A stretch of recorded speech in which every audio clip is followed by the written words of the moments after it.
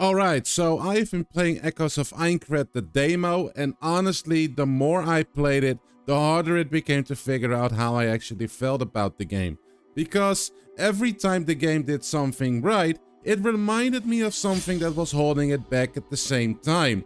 And the weird part is, guys, I actually like this game more than I expected in the first place, which is exactly why I've been struggling to decide whether I'm excited for it or worried about it.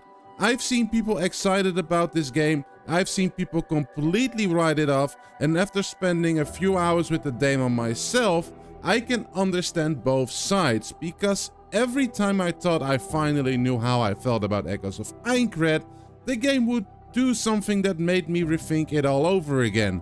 Now, going into this demo, I wasn't expecting much. After seeing some of the reactions online, I honestly thought I was going to be disappointed, but within the first hour something actually surprised me. The game actually feels like Sword Art Online, and I know that sounds obvious, guys, let me explain, but you know how sometimes a game is based on a big franchise and somehow completely misses what made that franchise special? I never really got that feeling here. The art style feels right, the world feels right, the atmosphere feels right, and as someone who watched Sword Art Online years ago, I immediately recognized what they were going for. And for a moment, guys, I thought, okay, maybe people are being a little too harsh on this game. And then the prologue happened, and guys, this thing just kept going and going and going. I kept waiting for the game to open up. I kept waiting for the moment where I could finally stop being guided around and actually start playing the game. And eventually it does, thankfully. Because once the game finally gives you a bit more freedom, it becomes much more interesting. You start exploring, you start finding gear, you can loot recipes from chests, you can hunt enemies for equipment, and suddenly I started seeing the RPG side of the game. I also really like the weapon variety here. Once you finish the prologue, you get access to different weapon types, think greatswords, daggers, axes, rapiers, sword and shield, and so on. And I always like when a game lets me choose how I want to play instead of forcing me into one specific playstyle, so I gotta give them props for that. But at this point, I was actually having fun, but not mind-blowing fun. Let me explain. Not I can't stop playing fun, but enough fun to keep going.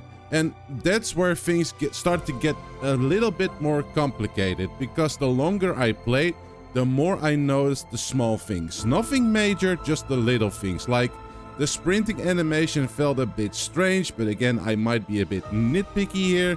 Sometimes it looked like my character was sliding across the ground. Picking up items felt oddly disconnected from the world. There was no animation for it. You just picked it up. You were just some kind of vacuum. What should I call it?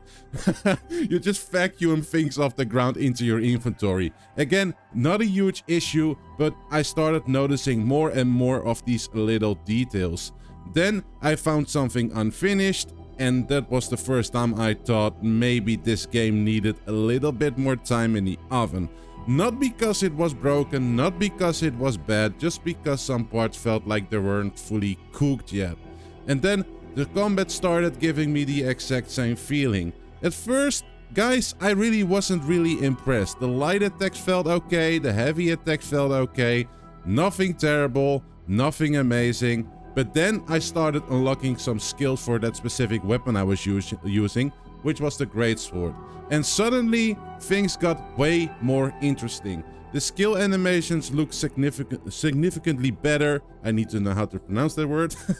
The flashy attacks actually feel powerful. Some of the team-up attacks look genuinely awesome. And for a moment, I found myself thinking, wait, where was this earlier? It took way too long to get to this point, because the difference was absolutely noticeable. It felt like the game was showing me a better version of itself.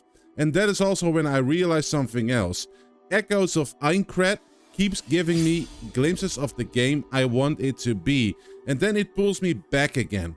Cool skill animation, a fun dungeon, a new weapon, a moment where I started thinking, okay, maybe this is where everything starts coming together. And honestly, that's why I love talking about games on this specific channel. Not because every game is either amazing or terrible, sometimes a game leaves me sitting there trying to figure out how I actually feel about it. And those are usually the games I end up thinking about the most. So if you're into these kind of conversations about games, feel free to subscribe. Anyway, let's get back to Echoes of Aincrad, because this is where things started getting really interesting. Because there was always this feeling in the back of my head that I couldn't quite explain. The longer I played, the more it kept bothering me. Every time I explored a new area, every time I completed another quest, every time I ran across another field, I couldn't shake the feeling that something was missing here. At first I thought it was the combat, then I thought it was the animations, and then I thought it was maybe just a lack of polish. But eventually I realized it was something else entirely, because the world kept reminding me of what Sword Art Online was supposed to be. And then guys, it finally hit me. Not something, somebody. Because this is Sword Art Online. And for me, the fantasy of Sword Art Online was never just the world itself. It was the people. Thousands of players trapped inside a game. Building parties, exploring together, taking down bosses together. That's the fantasy I remember from the anime. But here, most of that experience is replaced by AI companions. And while some people might not care about that at all, I couldn't stop imagining how different this game would have felt if it was running around with actual players instead. Even simple co-op would have changed this game like so much. And the frustrating thing, I think that's the reason I walked away feeling conflicted about the game. Because I don't think Echoes of Aincrad is a bad game. I actually enjoyed my time with it more than I expected in the first place. And maybe that's why this video was so difficult to make, because there are things I genuinely like. I like the world, I like the art style, I like seeing the combat open up once you unlock more skills. I like that the game actually feels like Sword Art Online, and I can absolutely see why people are excited for it. But at the same time guys, I really don't think I'd spend 70 bucks on it. Not right now, maybe later, maybe after some updates, maybe during a sale, but when the game releases, I don't think I would buy it. I don't think I could justify it. And maybe that's why I end up liking Echoes of Aincrad more than I expected, because underneath all these things that frustrated me, I can see what this game wants to be. I can absolutely see the potential. I can see the moments where everything started clicking together. And honestly, that might be the most frustrating thing about it, because I don't think I walked away from this demo thinking the game was bad. I walked away thinking it was close, like really close. The kind of close where you already see the game you wish it was. And after a few hours with the demo, that's the feeling I couldn't shake. Not disappointment, not excitement, just man, you were so close. But now I'm curious guys, how do you feel about Echoes of Aincrad? Am I just being too harsh, too optimistic, or do you think it's sitting somewhere in the middle too? Let me know down below in the comments, and if you're up for another video, check out this one YouTube is recommending you on the screen. There's a pretty good chance it's another game worth talking about and you would enjoy watching. Thanks for watching, and I hope to see you there.